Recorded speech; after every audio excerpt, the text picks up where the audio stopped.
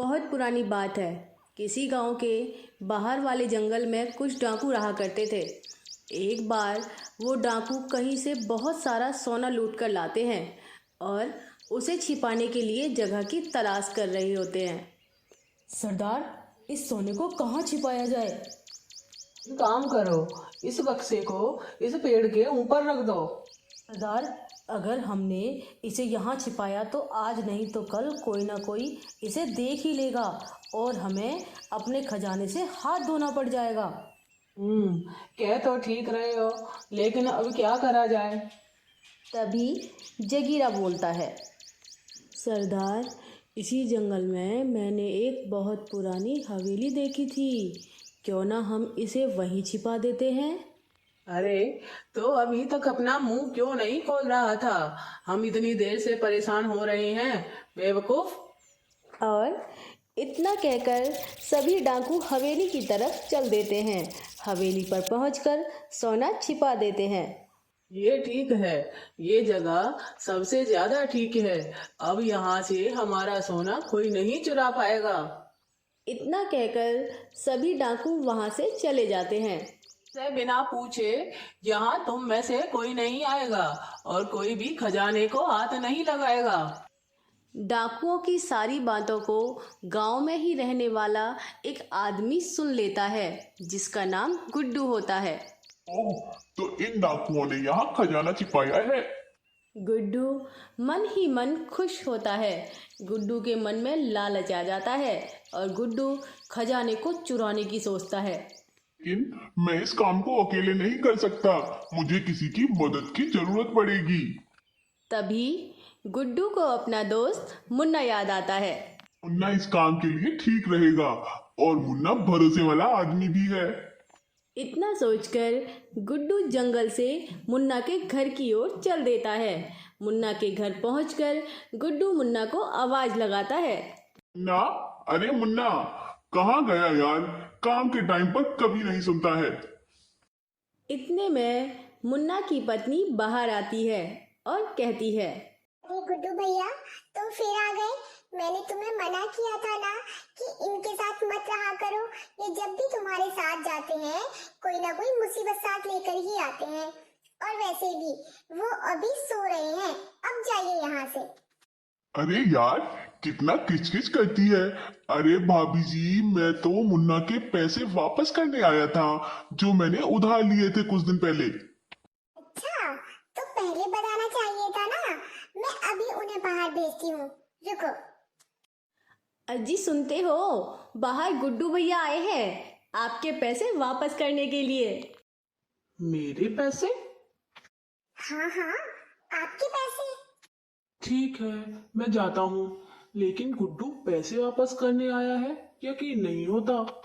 मुन्ना गुड्डू के पास जाकर आने की वजह पूछता है तो गुड्डू बताता है, अरे भाई, मैंने अभी कुछ डाकुओं को जंगल वाली हवेली पे बात करते हुए सुना कि उन्होंने हवेली पे कोई खजाना छिपाया है।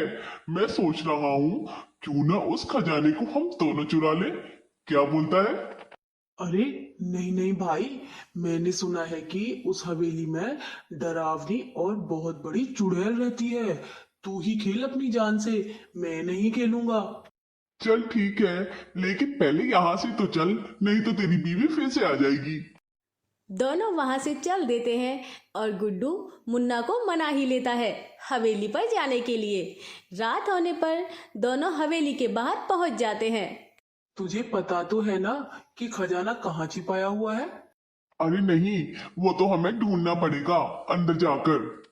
इतनी बड़ी हवेली में कहाँ ढूंढेंगे? इतना कहकर दोनों हवेली के अंदर चल देते हैं और अंदर जाकर खजाना ढूंढना शुरू कर देते हैं कि तभी गुड्डू की नजर दरवाजे पर लगे एक ताले पर जाती है। ना, मुझे लगता है डाकुओं ने खजाने को इसी कमरे में छिपाया होगा। देख, इस पर ताला भी लगा हुआ है। हाँ, चल देखते हैं। गुड्डू कमरे पर लगे ताले को तोड़ देता है और दोनों कमरे के अंदर चले जाते हैं और खजाना ढूंढने लगते हैं कि तभी उनकी नज़र एक संदूक पर जाती है और वो दोनों संदूक को खोल देते हैं। संदूक में एक किताब रखी होती है। अरे यार, इसमें तो ये सिर्फ एक किताब रखी है। इतना कहकर गुड्डू किताब उठाता है और उसे खोलता है। तभी उसमें से एक बहुत बड़ी चुड़ैल निकलती है। गुड्डू और मुन्ना दोनों ही बहुत डर जाते हैं। कौन है जिसने मेरी नींद खराब कर दी? तुम दोनों कौन हो और मेरे घर में क्या कर रहे हो? वहीं मुन्ना की पत्नी मुन्ना को ढूंढ रही होती है। अरे बल्लू भैया, आपने इन्हें कहीं देखा है क्या?